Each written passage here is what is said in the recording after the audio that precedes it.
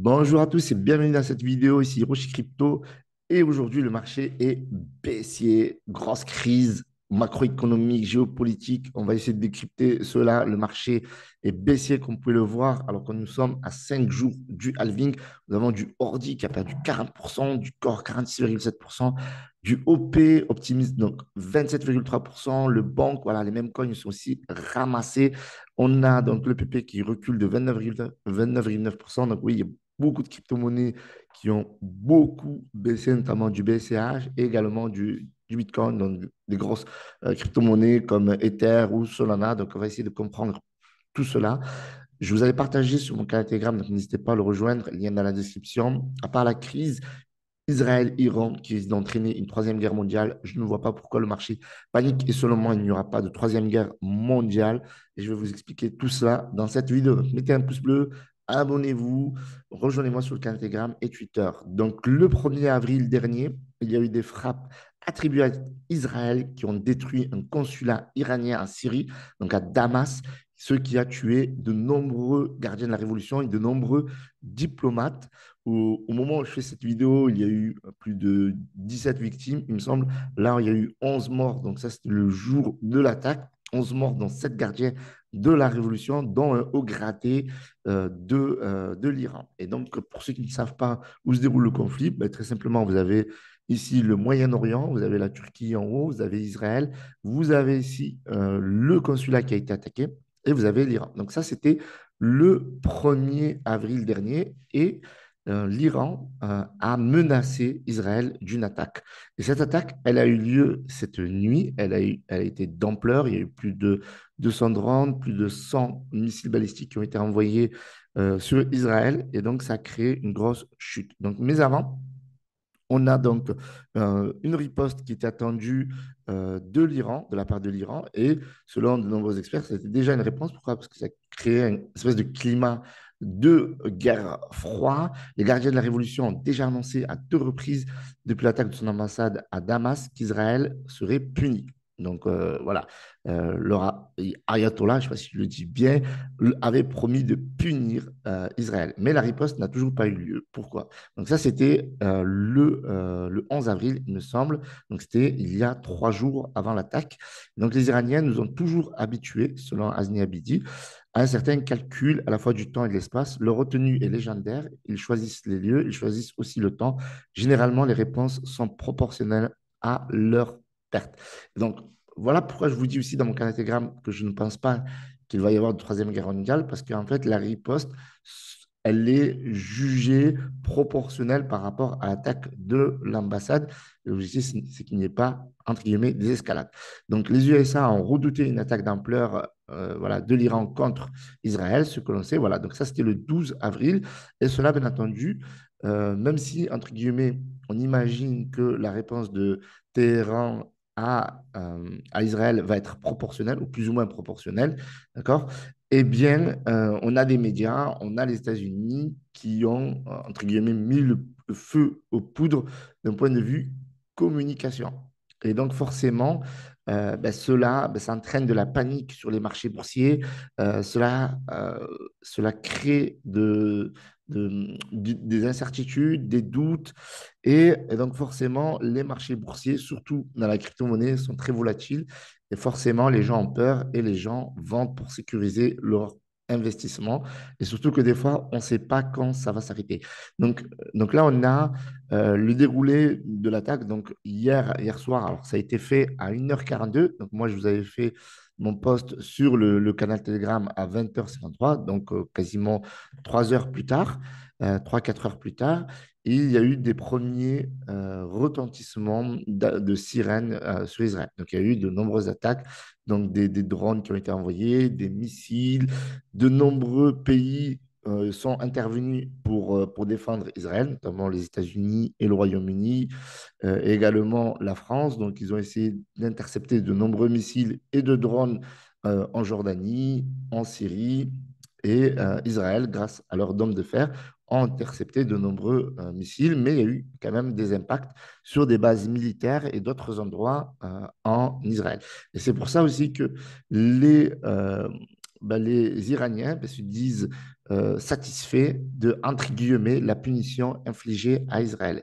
Et donc, l'attaque de l'Iran contre Israël, donc, est-ce que le conflit peut gagner tout le Moyen-Orient? Et donc, c'est là où ça va être pour nous la plus grosse problématique. Est-ce que ce conflit va continuer ou pas? Alors, la bonne nouvelle, entre guillemets, bien entendu, c'est que l'attaque de l'Iran contre Israël, eh bien, elle est estimée comme close par les gardiens de la Révolution. Donc, pour eux, ils se disent, voilà, nous, on a été attaqués dans notre estime et dans notre consulat.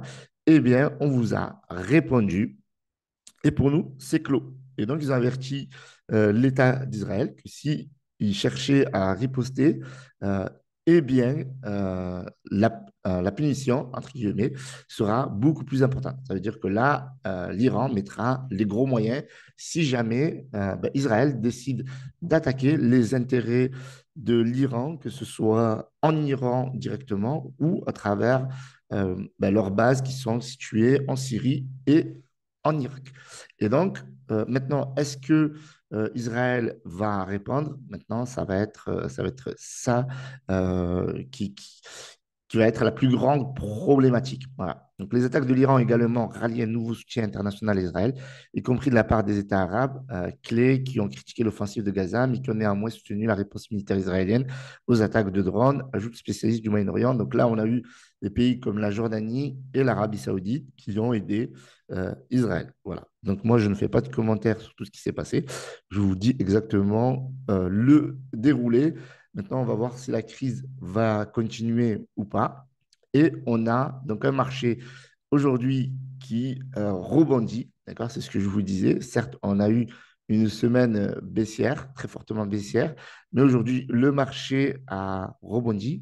Ceci étant dit, on a carrément baissé sur l'index Fear and Greed. L'index Fear and Greed qui est à 61 de cupidité. On a le Bitcoin qui est descendu à 60 000. On va le voir ici. Et en fait, comme on peut le voir ici, donc il y a une mèche de retournement à 60 692 et on a un support à 61 000 qui a bien tenu. D'ailleurs, on peut le voir ici. Cette ligne de tendance, je l'avais tracée il y a un bon moment. On voit qu'à chaque fois que le BTC descend en dessous des 61 000, ça rebondit plutôt bien. Et là, ça a été le cas à plusieurs reprises. Donc, on a eu ici, voilà, on a eu même une bougie de clôture au-dessus de la ligne de tendance. Ici, voilà, et encore ici. Donc là, le marché est en train de repartir. Pourquoi? Parce que vu qu'il y a eu la réponse de l'Iran et que pour l'instant, il n'y a pas de surenchère, il n'y a pas eu de menace non plus pour le moment, au moment où je fais cette vidéo d'Israël. Donc pour le moment, le marché semble rebondir et donc généralement, ça risque de se poursuivre. Bien entendu, s'il y a encore des menaces d'Israël, euh, s'il y a encore des attaques de l'Iran, eh bien, le marché risque de baisser. Voilà. Donc, ça risque de continuer au niveau de la crise. Mais pour le moment, là, on a un rebond technique. Et c'est pour ça aussi que je vous disais que je ne pense pas qu'il y ait, entre guillemets, de troisième guerre mondiale, parce que, comme je vous expliquais durant le déroulé des événements, ben, l'Iran a fait une réponse qu'elle juge proportionnelle à l'attaque d'Israël sur leur consulat. Et voilà, leur attaque, je pense qu'elle n'a pas fait beaucoup de dégâts, ou en tout cas les dégâts qu'elle a fait, Israël les cache pour éviter voilà, de montrer au monde qu'elle a été blessée, nanani, nanana. Et donc forcément, j'aimerais dire, le marché eh bien, suit son cours également. Et donc nous, de notre côté, on a le halving dans 5 jours. Donc moi, quelle a été ma réaction? Sincèrement, je vais vous donner ma réaction. Donc moi, j'ai holdé mes positions. Et donc là, je pense qu'il y a énormément d'opportunités à saisir parce que dans ces moments-là, je pense que c'est dans ces crises, même si voilà, entre guillemets, c'est pas de notre faute. Nous, on subit tout ce qui est géopolitique, tout ce qui est crise mondiale, comme un peu le Covid, comme un peu voilà, des guerres, etc. C'est comme quand il y a eu les guerres enfin, l'attaque, en tout cas, la vaste opération de la Russie en Ukraine, nous, on subit. D'accord? On est de simple retailers et enfin, c'est compliqué de pas profiter de ces occasions pour recharger. On a eu du sol, par exemple, qui est passé de 180, 175 dollars à 111 dollars.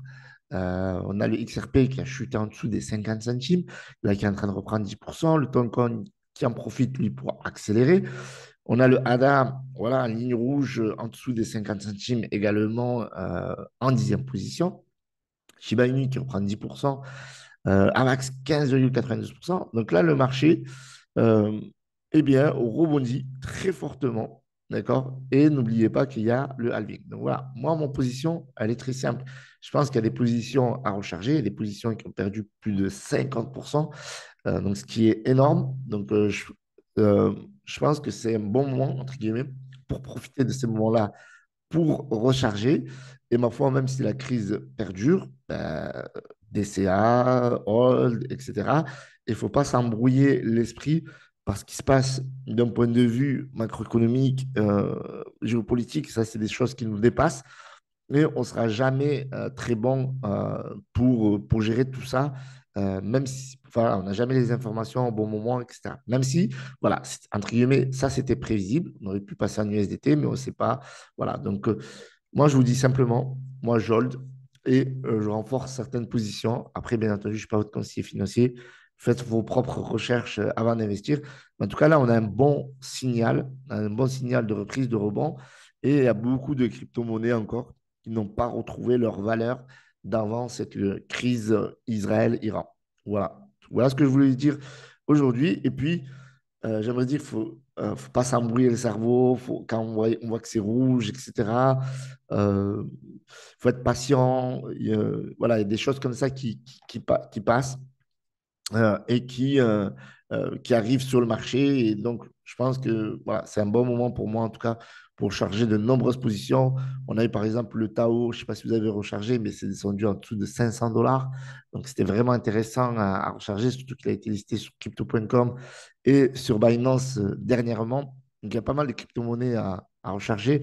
Franchement, voilà, si vous recherchez un peu, vous voyez, voilà, il y a du Bitcoin Cash, c'est aussi pas mal, c'est à 500 $. C'est intéressant. Selon moi, encore une fois, donc franchement, il y a juste à comparer voilà, si vous avez un exercice à faire après cette vidéo, pour qu'elle vous soit utile et le plus bénéfique, eh bien, vous voyez que ici, par exemple, le BCH était monté autour carrément autour des 800 $. D'accord? Donc 700, 800 $. Et donc là, il est à 500 $.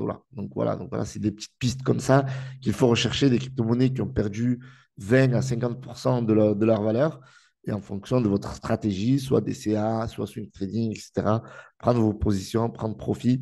Et ma foi, ben, si le marché baisse, comme je disais à mon petit frère, ben, je dis ben, il faut être patient et recharger. Alors, le plus bas, on ne le trouvera jamais, c'est plus compliqué. Le plus bas, ce sera de revenir au prochain bear market. Mais pour le moment, le plus bas, il est maintenant. Voilà. Donc voilà, je vous remercie d'avoir visionné cette vidéo. Mettez un gros pouce bleu et on se retrouve dès demain pour une prochaine vidéo. Ciao, ciao, c'était Hiroshi.